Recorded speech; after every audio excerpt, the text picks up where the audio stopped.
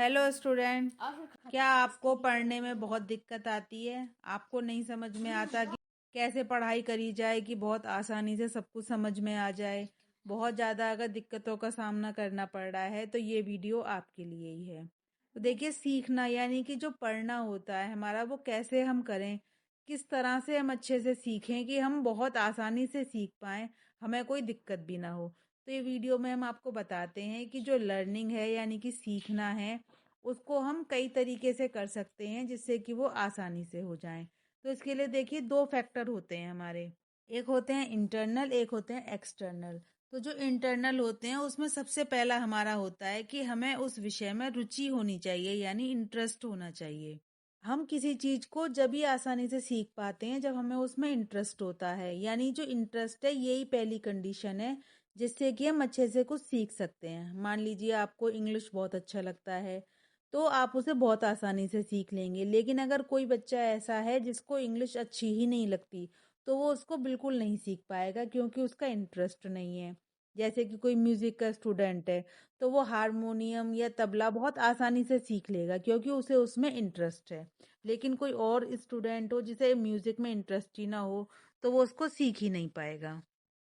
देखिए, नेक्स्ट है हमारा विल पावर, यानी कि हमारे अंदर विल पावर होनी भी बहुत ज़रूरी है।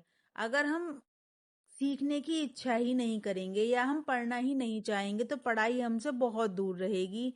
तो इसके लिए स्ट्रॉन्ग विल पावर भी होनी बहुत ज़रूरत है।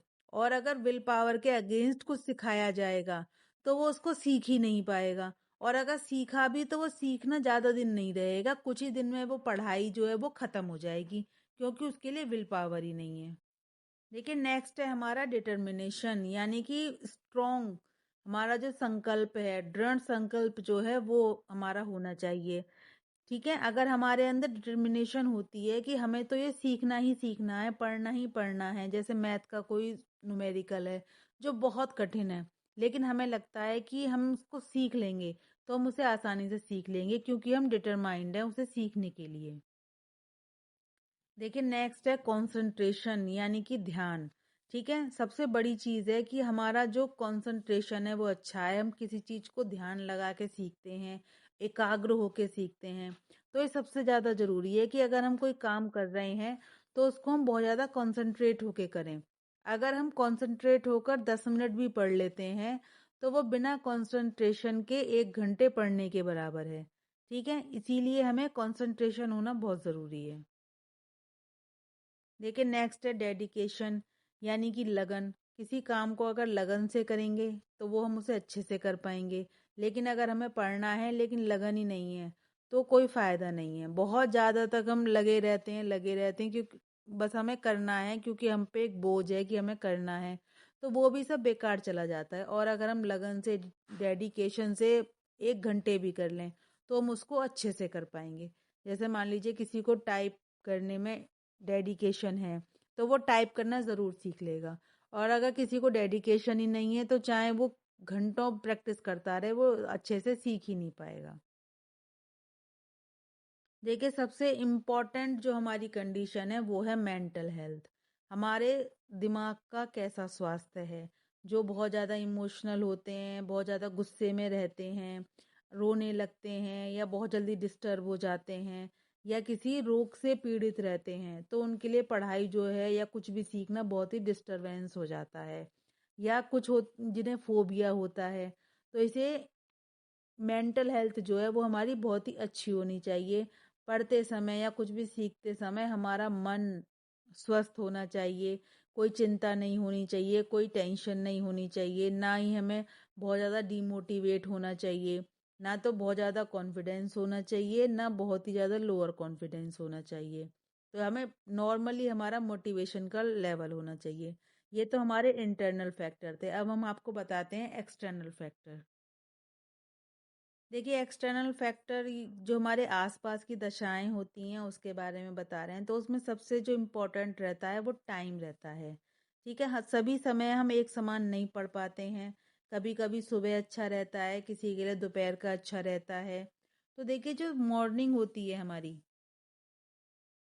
तो देखिए जो मॉर्निंग का टाइम होता है वो पढ़ने के लिए सबसे ज़्यादा अच्छा होता है दोपहर और शाम के मुकाबले।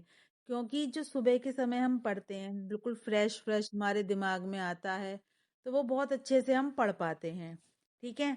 और देखिए सोने से पहले की भी पढ़ाई जो है वो बहुत फायदेमंद होते हैं, क्योंकि उसके बाद हम कुछ और नहीं करते हैं। बस हम पढ़ने के बाद जब तुरंत सो जाते हैं, तो वो सारा हमारे दिमाग में, हमारे अवचेतन मन में, सबकॉन्शियस माइंड में अच्छे से हो जाता है। और कभी कभी किसी सब्जेक्ट को लगातार पढ़ते रहना भी बोरिंग हो जाता है। तो क्या अच्छा रहता है कि एक ही बार में 4 घंटे पढ़ने की बजाय हम थोड़ा थोड़ा गैप करके अगर पढ़ लेंगे, तो उससे क्या है, हम अच्छे से पढ़ पाएंगे। और एक ही सब्जेक्ट को लगातार पढ़ते रहने से भी बोरियत हो जाती है। तो अगर हम टाइम चेंज कर करके पढ़ते रहेंगे, तो भी हम अच्छे से पढ़ पाएंगे। और देखिए सबसे ज़्यादा ज़रूरी है कि जहाँ हम पढ़ रहे हैं वहाँ टेंशन नहीं होनी चाहिए, शांति रहनी चाहिए।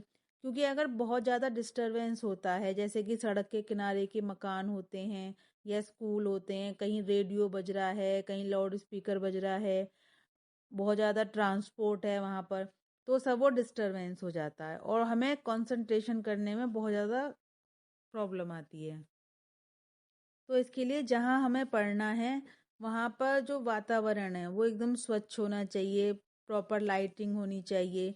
और जहाँ पर पढ़ें या लिखें, तो जो हमारी लाइट है वो बाईं ओर से आए, यानी लेफ्ट साइड से आए तो ज़्यादा अच्छा है। प्रॉपर एयर होनी चाहिए, वहाँ पर हवा भी अच्छे से आती जानी चाहिए। और जो खिड़कियाँ हैं, रोशनदान हैं, वो भी खुले रहें तो ज़्यादा अच्छे से रहेगा। ना ज़्यादा गर्मी होनी चाहिए, ना ज़्यादा सर्दी होनी चाहिए। मतलब जो हमारा एनवायरनमेंट है, अगर वो फ्रेंडली होता है तो पढ़ाई भी बहुत अच्छी हो जाती है। तो ये कुछ बातें थी, अगर आप इनको अपनी लाइफ में लाते हैं तो हो सकता है कि आप अच्छे से पढ़ पाएँ। तो आशा करते हैं वीडियो आपके लिए बहुत हेल्पफुल रहा होगा। ऐसे ही वीडियोस के लिए हमारे चैनल पर बने रहिए। Thanks for watching.